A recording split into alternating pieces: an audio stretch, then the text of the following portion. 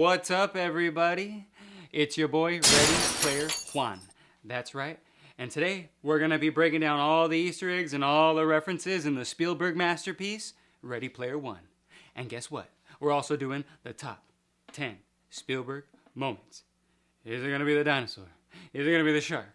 Or are we going to do the list? Oh my god, look at Schindler's List. Look, I'm not going to do this. You can't make me do this. This is ridiculous. And I look like a fool. Would you stop? And I'm going to stop, okay? I didn't even see Ready Player One. Me and the boys at YouTube were getting a real good stiffy. That's disgusting. I don't need to hear that. Look, this is Ready Player Juan? What the hell's wrong with you, man? Why would you call me that? Oh, don't you want that De Niro? Don't you want your videos to get that monetizito, mamacito? In this climate? Alright, welcome to Room 666. Look, we're not going to talk about Easter eggs for Ready Player One. I didn't see Ready Player One. Spielberg already fooled me once with the post, and he's not going to fool me again. He's not going to get me.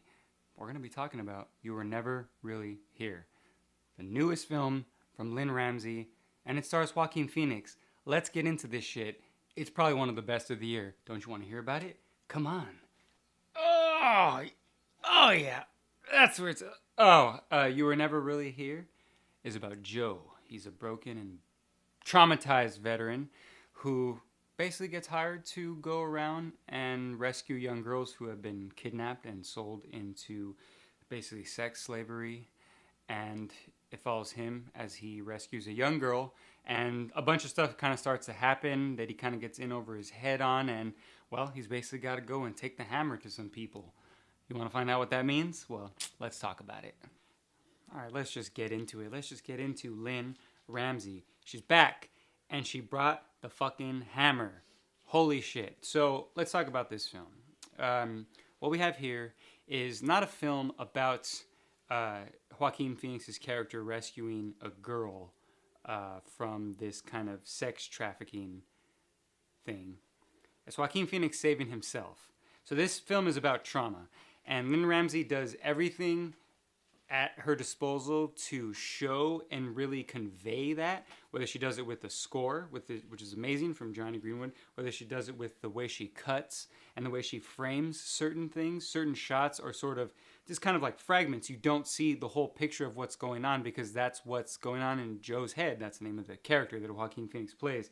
And even the way that something's cut, you get flashbacks that you don't see anything in those flashbacks. You kind of get hints of what he was going through as a kid, and you kind of see why he does the things he does, but it's never explained to you, and it shouldn't be, because all you need to do is see Joaquin Phoenix's performance, and you'll get all that trauma that he's dealing with. And then the use of the colors that she has in here. So anytime that you see some sort of green, whether it's the wall, whether he has a jelly bean, that means it's going to be followed by red, which is basically violence and blood. And I think that's just like a beautiful use of colors and just really using everything at her disposal. Like I said, Lynn Ramsay is a master, and she deserves an Oscar nomination for this film. It's like the main character. So he's a battered, broken man. He doesn't like spring into action. There's no, he doesn't kick down doors. He just uses a hammer. He's not jumping around shooting guns. It's not some action-packed Liam Neeson type thing. It's real. He moves like as if he's been beaten up. And so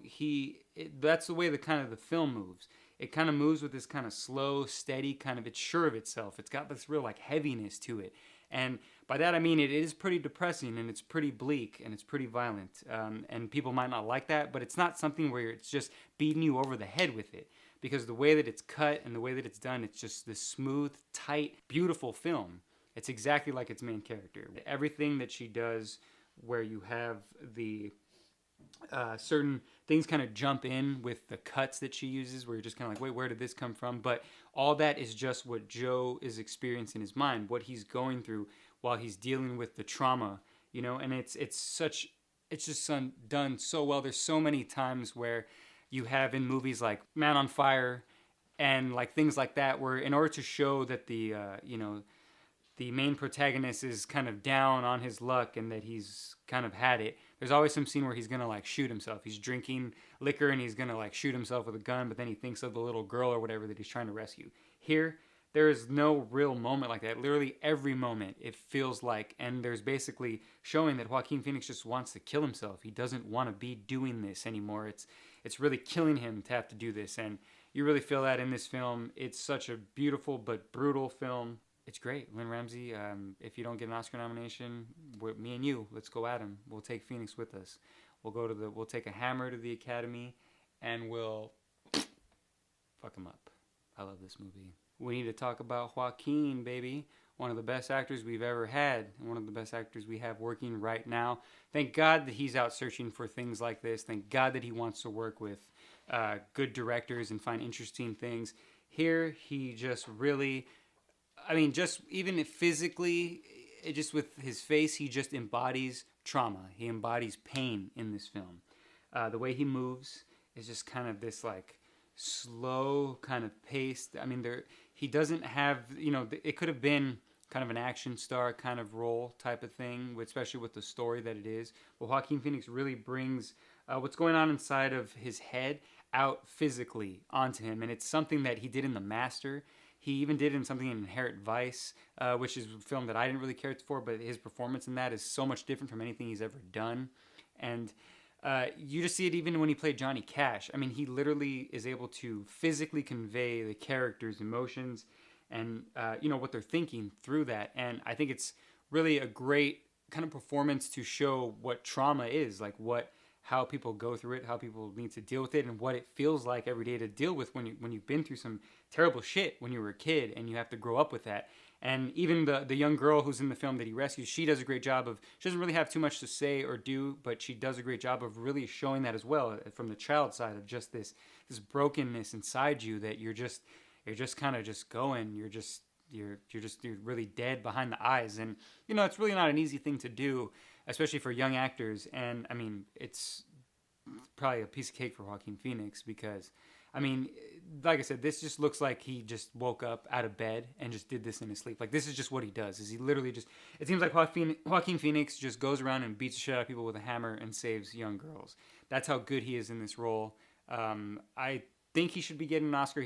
I don't know how this isn't being talked about more, especially this particular performance. But he really blows it out of the water here, folks. The Phoenix has risen, ladies and gentlemen. Even though, not that he was ever gone or anything, but his wings are spreading, baby. And I love it. I love it, Phoenix. Keep giving it to me. All right, in conclusion, I loved You Were Never Really Here. It's my favorite film of the year. It's going to take a lot to take it off the number one spot, but it's definitely not for everybody. It is a slow burn. I can't recommend it to everybody, but I want to tell everyone to go see it because I think it's still worth seeing. Even if you're not going to get it or really like it, I still think you should experience it because it's a masterpiece, in my opinion. Lynn Ramsay is one of the best directors ever, and it's because of her use of the cuts that she did with the editing, the shots that she was choosing. You can tell that there's so much that she probably shot, but she just kind of kept and just used what she needed. And that's just a master at work. That's just someone who knew the movie they were making, and they made it. It's kind of like if you like something like Man on Fire or Taken. It's not really like that. It's not as action-packed. It's not fast-paced. There isn't a bunch of cool lines, but it really is about a real situation like that and how that would affect and how trauma really affects people, whether it be the young girl or whether it be Joaquin Phoenix's character. And it's all done so well. So check it out. If you get a chance, watch the trailer. If it intrigues you, find a way to see it. Please, they need to give Lynn Ramsay an Oscar. If they don't, they're stupid. I'm going to take a hammer to the Academy. What's up, Academy? You fucking heard me. See you guys later.